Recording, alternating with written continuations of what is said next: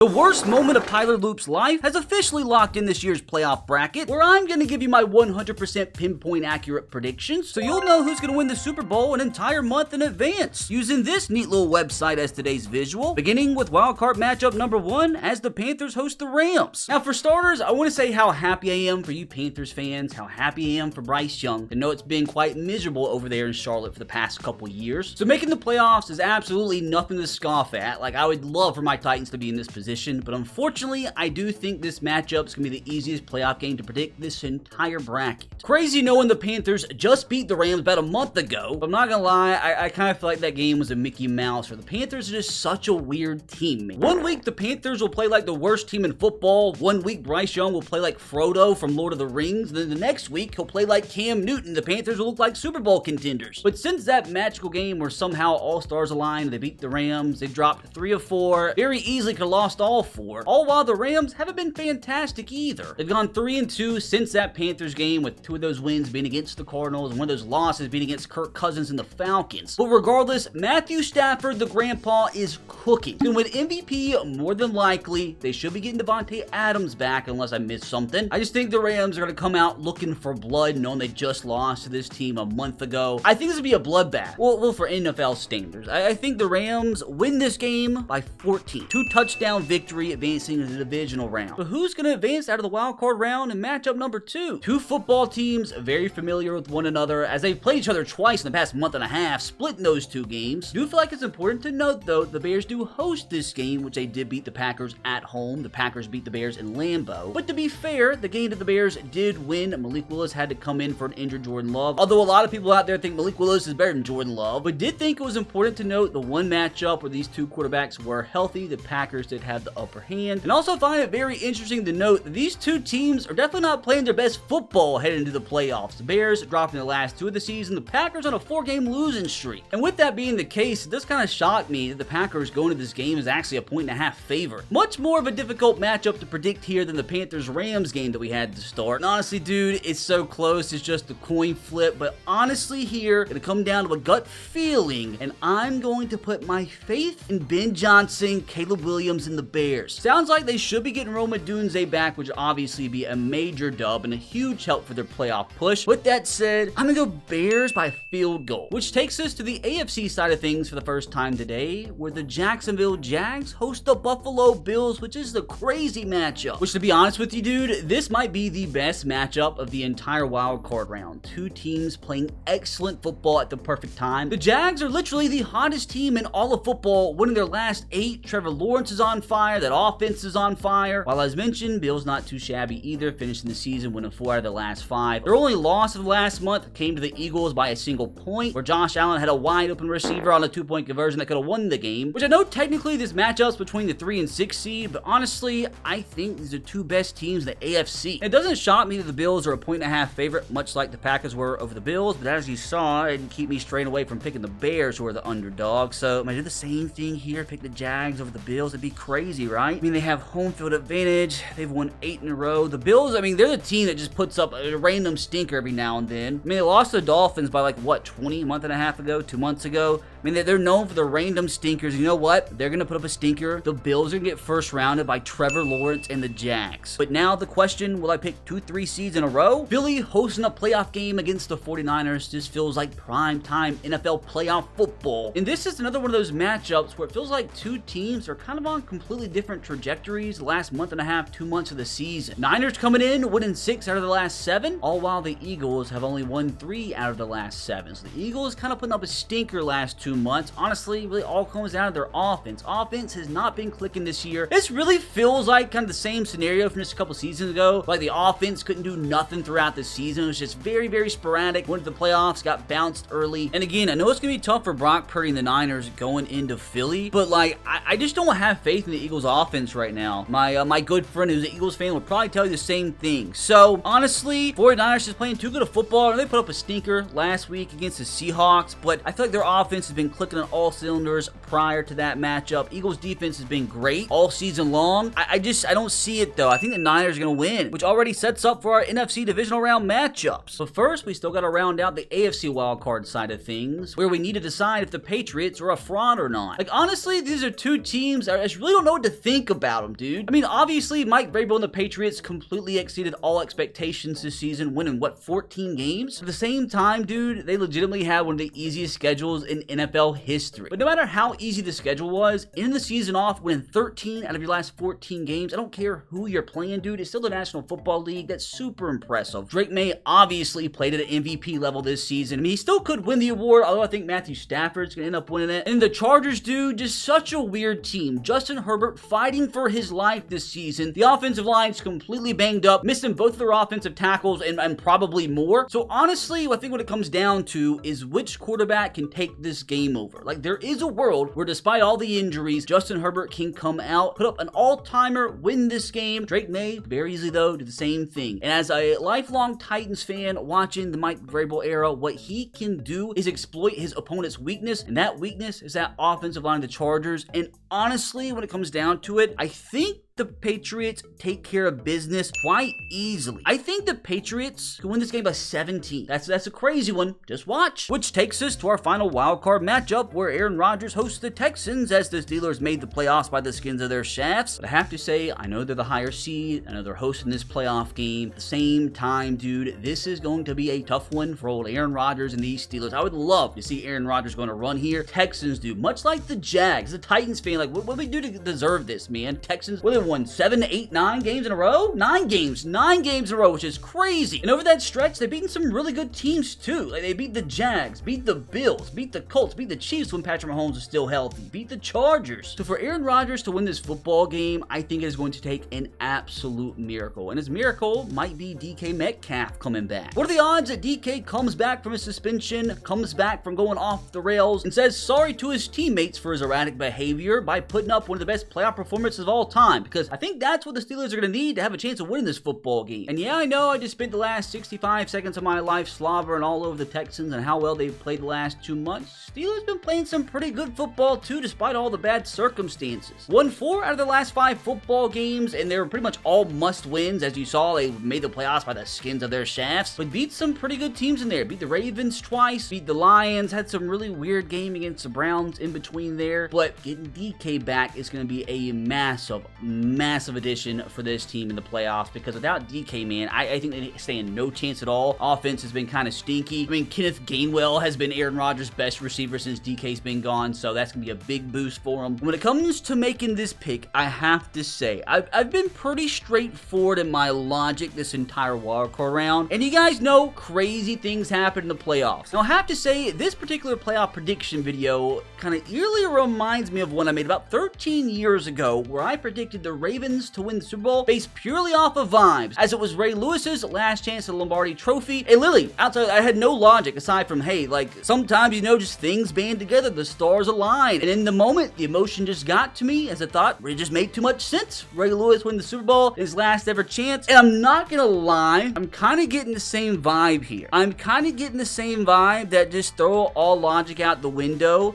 This seems like it's going to be Aaron Rodgers' last ever playoff run. And based off of pure vibes, logic tells me the Texans are going to win this game quite handily. But based off of vibes and vibes alone, I'm going to go crazy upset here. Steelers beating the Texans. Which, am I going to have Aaron Rodgers and the Steelers going all the way like I had Ray Lewis and the Ravens 13 years ago? I don't know, but in the meantime, they're still alive, as our hypothetical divisional round is officially set. Which I want you guys to let me know in the comment section below. I know you already will. Let me know where I turn into a moron. Which of these picks made you so mad that you want to unsubscribe? Where I get these predictions wrong? You guys at the same time, you guys let me know your Super Bowl predictions. Don't cheat. Which these prediction videos get very interesting when it comes down to pure hypothetical matchups. But feel pretty confident about the 49ers and Seahawks matching up for the 3rd time this season. And I guess at this point in time, just 3 weeks before this, the 49ers just lost in Seattle 13-3. So you kind of have a little something something here to base things off of. But the only question is, I guess we're predicting this game first. Is Sam Darnold, for the first time in his career, going to show up in the playoffs? Brock Purdy showed he can do it before. He's made it to a Super Bowl. But can Sam Darnold do it as the 1 seed coming off a bye? And it's tough, dude, because this is another coin toss, man. Like, I just don't know if I should put my faith in Sam Darnold. But I believe the Seahawks team is just too good, man. I mean, I think the Seahawks are, if I did the math, they're literally like 10 points from going undefeated this season. At this point in time, they wouldn't have had lost a game in 2 months. I'm gonna ride the wave, man. Like, Sam Darnold's probably gonna make me feel like a moron here, but for one more season, I'm gonna put my faith in him, Mike McDonald, for the Seahawks as the 1 seed to advance into the conference championship, which I guess, let's move back on over to the divisional round. Let's go